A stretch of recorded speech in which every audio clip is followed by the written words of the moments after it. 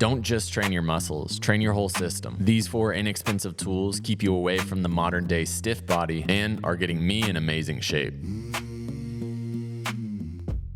Number 1, Indian clubs. This is an ancient tool and it's been used by multiple cultures. In the beginning, it was used for weaponry and warrior training, but later on it caught on as a way to build a strong, conditioned body. As humans, we evolved to throw. It's actually one of the most primal things you can do. This means our spine and shoulders are built to rotate. Yet most of us do not utilize this capability. We do the opposite. We slump at desks and do repetitive linear movements. If you specialize in throwing like a pitcher, you'll probably injure your shoulder or elbow. But if you get throwing reps in with clubs, you'll do the opposite. You'll bulletproof your shoulders, you'll maintain the spine's natural ability to be strong through rotation, and you'll develop all the little core muscles that make your torso look rippled. Clubs give you this full body connection. It looks like an upper body movement, but everything starts at the feet and then stems upward. Do we really need to argue over traditional strength training and more functional athletic movements? No. Common sense says we should do both. But after getting into the clubs heavily, my human frame has changed. You could call this posture, skeletal, or fascia strength. I don't know, but it's happening. I only do 2 patterns, and the reverse throw is my favorite. This is basically conditioning the back of the shoulder and spine rotation. Slow it down, try to figure it out for yourself. A pair of clubs will run you $40 to $80. Compare this to gym memberships and PT appointments. It's a pretty insignificant amount of money.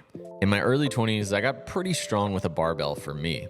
I could bench press 300 pounds, I could deadlift 500. But the weird thing was that was the most fragile time in my life. I had the most amount of nagging pains and injuries. What I've come to understand years later is that I lacked structural strength. Gravity is always trying to crush us, and it's why if you don't take some physical training serious, you may have a slouch or hunchback in your older years. Now, setting a weight on your shoulder and standing with it, walking with it, is training your ability to resist force. What you'll find is that you actually expand your skeleton, your whole body up into this weight. When force pushes down on you, you intuitively push back up. The functionality portion of this is easy to see. In the early days, if we needed to carry some water or an animal we hunted, we would do that on the shoulder. I put something heavy-ish on my shoulder weekly to keep my frame strong and my posture erect. You can do this with a kettlebell or even a dumbbell, but the sandbag is the most price-effective option. $50 to $100 and you could have a substantial amount of weight.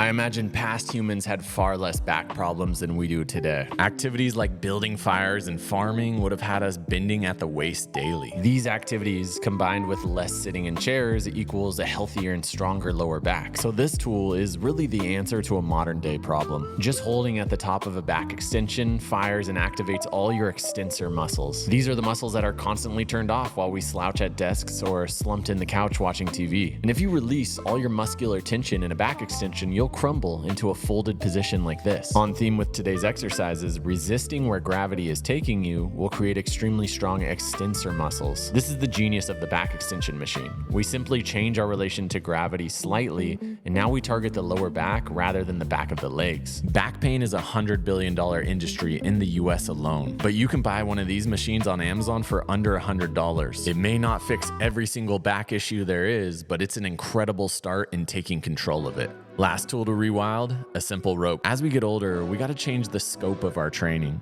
There's new elements to think about, things like bone density and connective tissue. Light jumping keeps the legs, feet, and ankles strong and well conditioned. And the rope offers more versatility. You can swing the rope outside of your body. Much like the Indian clubs, this gives you some athletic spinal rotation. Our feet carry us through life. They're our first contact point with the ground. It's one of the most high value areas to get stronger in. But it's not super sexy because no one's walking around flexing their feet. But let's put it this way, weak and stiff feet is always going to have some repercussions up into the body. This rope is from my buddy Tim at Way of the Rope. It costs under $50 and it can give you a lifetime of work.